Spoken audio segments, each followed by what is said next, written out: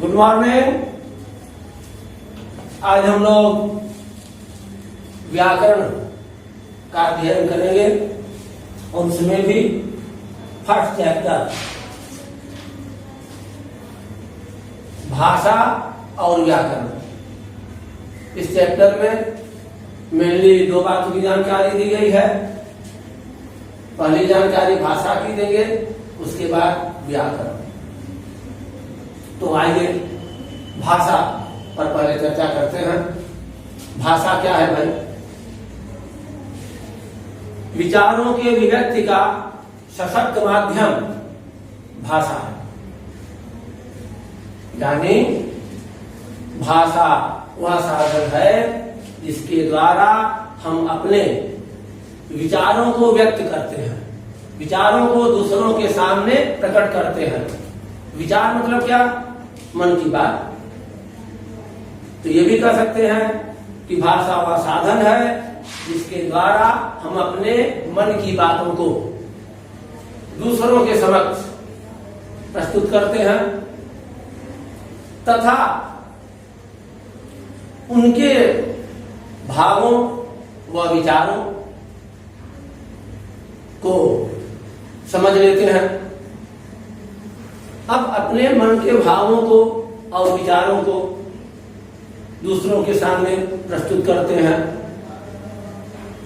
और उनके भावों और विचारों को समझते हैं। इसके भी दो माध्यम हैं। तो आगे दे रहे हैं कि भाषा के भेद, यानी भाषा कितने प्रकार की। तो भाषा दो प्रकार की, नंबर 1 मौखिक, नंबर 2 लिखित। भाई जब अपने मन की बात को हम किसी के सामने व्यक्त करेंगे, कहेंगे, तो या तो ओरल समझाएंगे और या तो लिख करके समझाएंगे। और अगला भी जब हमारे मन की बातों को सुनेगा, समझेगा, तो या तो सुन करके ही समझ लिया या तो हमने जो लिखा उसको पढ़ करके समझ लिया।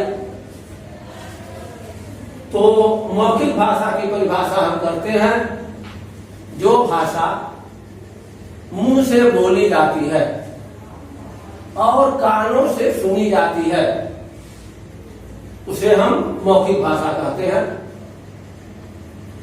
मोबाइल पर बातें करना, गाना सुनना, ये सब मौखिक भाषा है। नेताजी का भाषण सुनना, कविता पाठ सुनना, जो भी है। लिखित भाषा नंबर 2 है।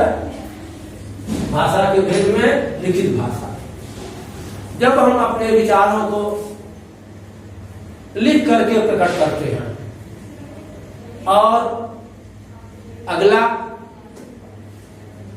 उसे पढ़ करके समझता है, तो भाषा का यह रूप लिखित भाषा कहलाता है। लिखित भाषा में आप कापियां बनाते हैं, उसमें राइटिंग करते हैं, हमें चेक करने के लिए देते हैं। तो आपने लिखा, मैंने पढ़ा, आपने हमें समझाने का प्रयास किया, मैंने पढ़ करके समझ लिया। यह है लिखित भाषा। नेक्स्ट टॉपिक आ रहा है भाषा के विभिन्न रूप। इसमें क्या है भाई? नंबर 1 दे रहे हैं मातृभाषा।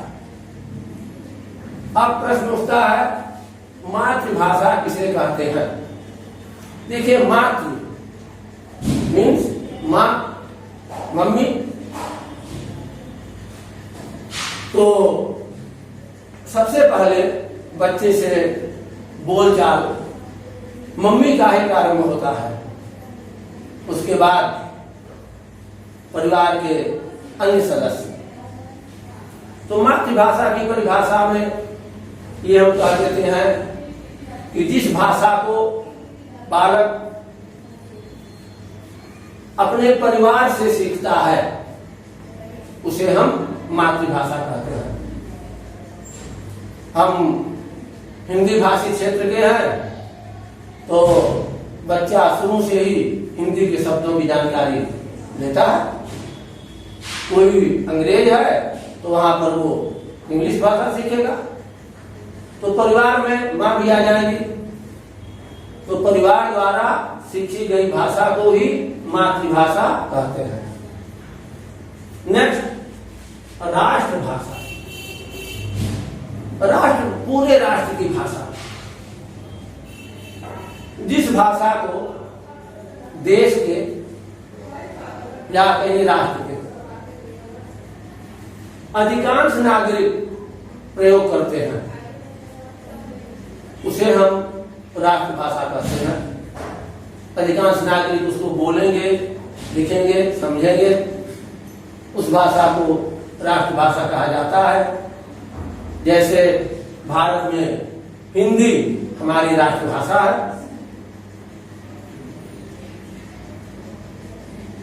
क्यों कि लगभग 70-75% लोग हिंदी भाषा बोलने वाले हैं, समझने वाले हैं।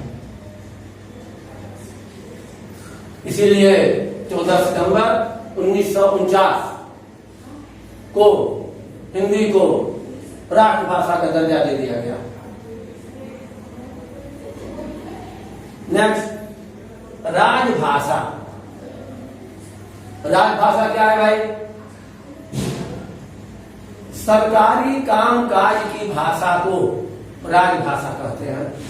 यानी जो भाषा देश के कार्यालयों में प्रयोग की जाती है, सरकारी कामकाज में यूज की जाती है, उसे हम कहते हैं राजभाषा। भारत की राजभाषा भी हिंदी है। हालांकि सरकारी कार्यालयों में इंग्लिश भी बड़ी जोरों पर चलती है, लेकिन भाई उसको हम राजभाषा स्वीकार तो नहीं कर सकते।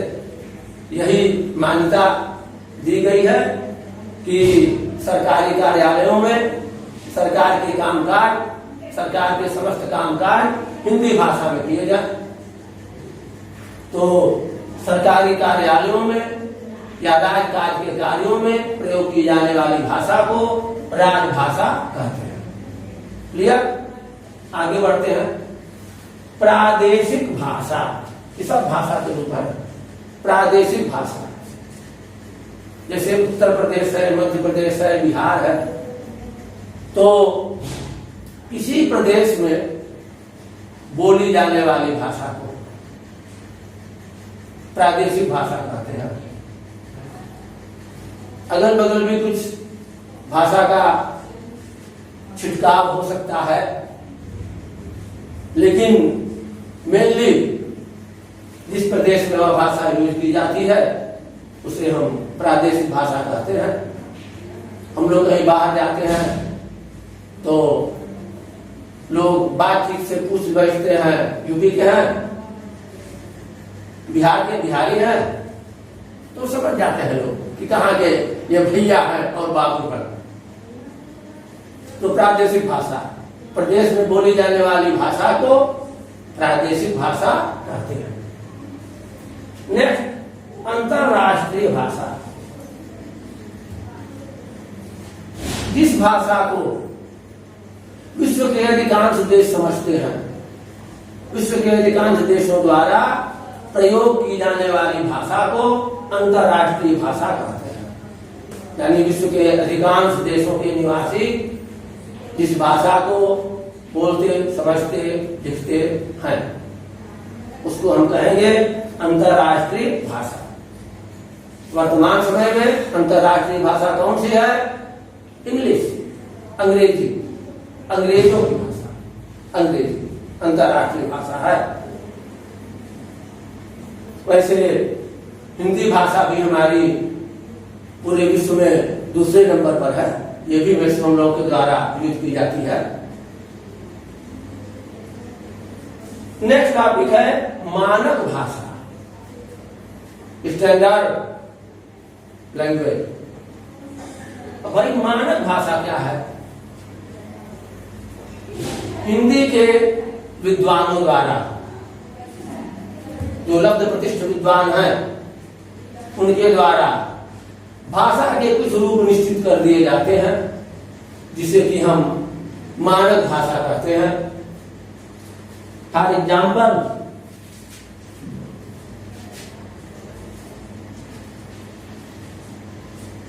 डंडा, ठीक है भाई, डंडा तो टीचर स्टूडेंट के बीच में बहुत महत्वपूर्ण कड़ी है।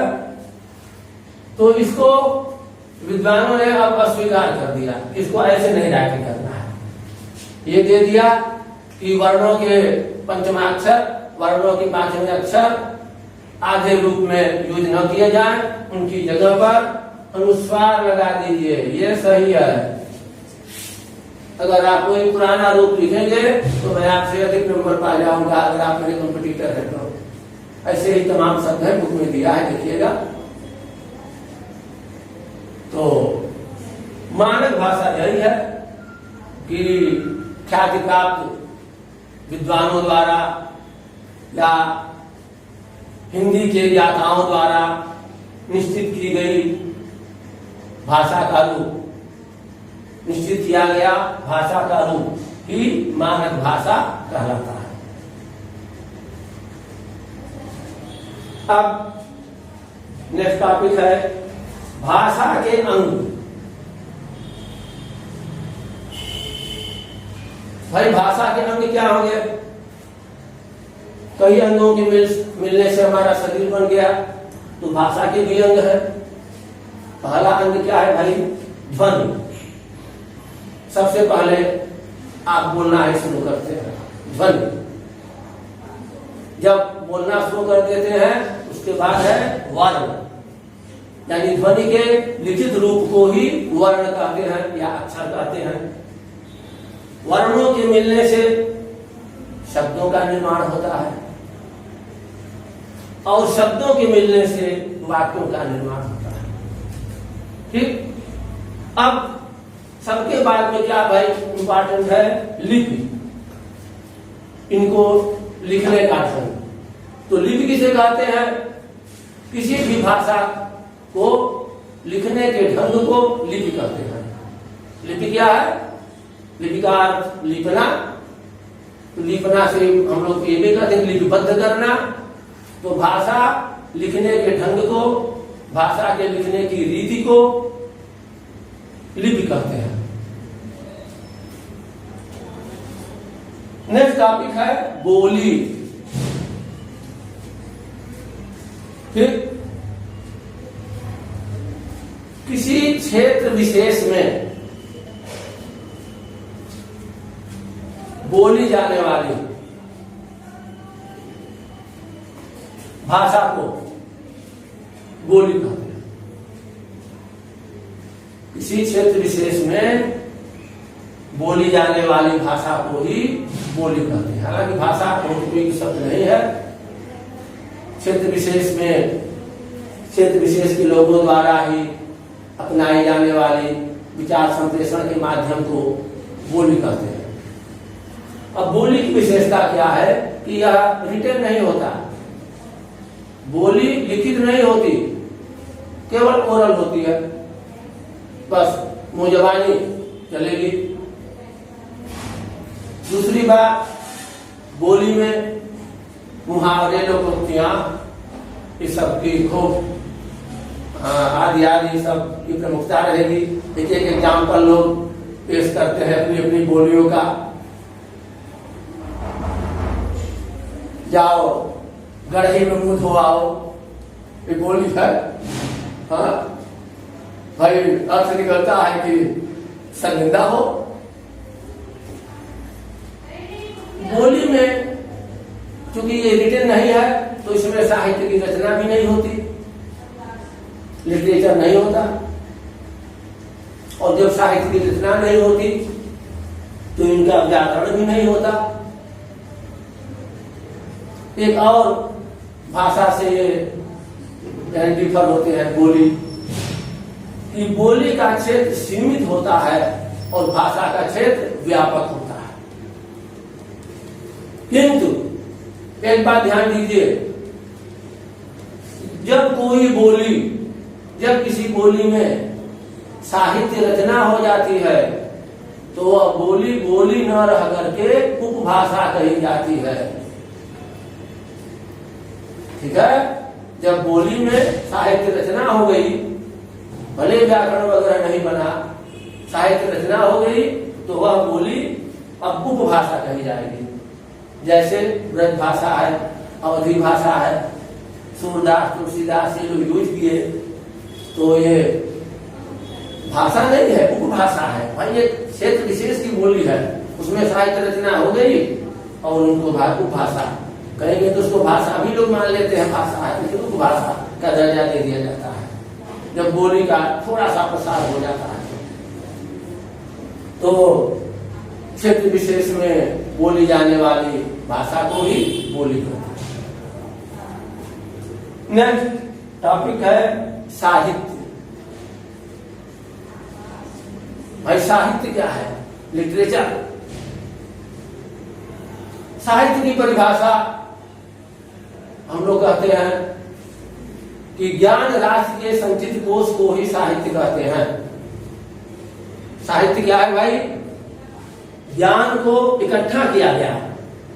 तो इकट्ठा कैसे करते हैं? लिखित भाषा यूज करेंगे, पुस्तकों में निहित होगी, ज्ञान निहित होगा। तो ज्ञान राशि के संचित कोश को ही, कोश मतलब डिक्शनरी, खजाना, साहित्य कहते हैं। साहित्य दो प्रकार के, गद्य साहित्य और पद्य साहित्य। गद्य मतलब जब हम सामान्य बोलचाल की भाषा में साहित्य लेखन करते हैं, साहित्य की रचना करते हैं, तो उसे हम गद्य साहित्य कहते हैं। निबंध, कहानी, उपन्यास ये सब गद्य साहित्य है। खूब रीडिंग लगाते हैं क्लास में, गद्य साहित्य है सब। और पद्य साहित्य, जब साहित्य की रचना काव्य के रूप में की जाती है, जब साहित्य की रचना गायन योग्य की जाती है, गा सकते हैं हम मस्त होकर के, अगला भी सुनकर के मस्त हो जाएगा, ऐसा गा देंगे कि बिना बादल की ही बरसात हो जाएगी, ये ऐसा गा देंगे कि खिड़की के शीशे टूट जाएंगे, चटक जाएंगे। तो ये भाई संगीत की शक्ति है। तो वही है पद्य साहित्य। यानी जब साहित्य की रचना काव्य के रूप में होती है तो उसे हम कहते हैं पद्य साहित्य। कविता, गीत, लोकगीत जो भी है ये सब पद्य साहित्य में आते हैं। नेक्स्ट टॉपिक है भाई, भाषा पर जितनी चर्चा हो गई, अब बच रहा है व्याकरण। तो व्याकरण के विषय में मैं आपको सचेत करना चाहूंगा, बताना चाहूंगा कि व्याकरण वेरी वेरी इंपॉर्टेंट थिंग्स, बहुत ही महत्वपूर्ण चीज है। इसके लिए, भाषा के लिए, यानी व्याकरण भाषा का प्राण है। अगर प्राण निकल जाएगा तो यह हाड़ मास की देह क्षण भर में जला उला के खत्म। तो व्याकरण भाषा का प्राण है। व्याकरण से ही भाषा में सुघड़ता और प्रांजलता आती है। घर दो प्रकार के होते हैं ना, सुघड़ का घर और सुघड़ का घर। तो व्याकरण जो है भाषा को सुघड़ता देता है, सुंदरता देता है और प्रांजलता उसको विशिष्ट बनाता है। व्याकरण विहीन, व्याकरण से रहित भाषा परिहास एवं उपेक्षा का कारण बनती है। आप केवल भाषा ही पढ़े हैं, व्याकरण पर ध्यान नहीं दिया आपने, तो आप कहीं बोलेंगे तो हंसी के पात्र बन जाएंगे।